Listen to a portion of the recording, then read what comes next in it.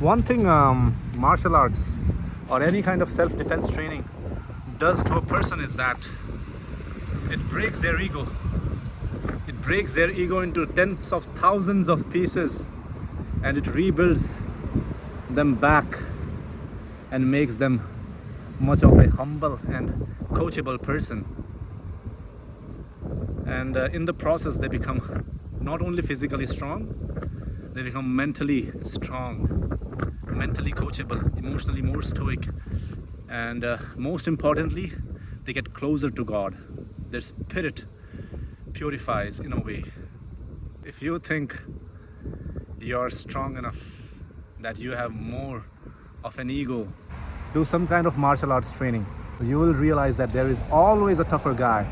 You will realize that there is always a humble, a stoic, a stronger opponent. Even if they are younger, even if they don't look as big, even if they don't look as strong.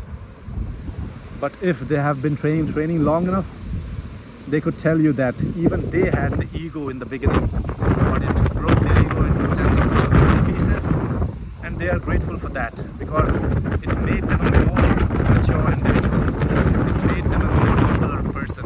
It made them a more understanding individual.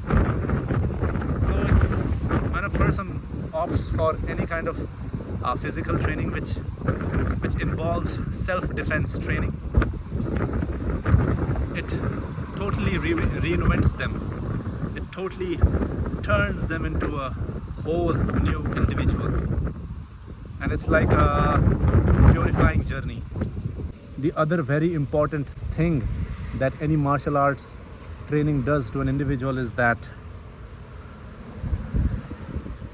it makes them fight with themselves, because before fighting an opponent, before fighting an other person, the individual has to fight their own demon, their own ego. The individual has to fight their own lower self, their inner bitch. And the longer they have been training, they know very well, because the longer the person trains, more the injury that he or she faces.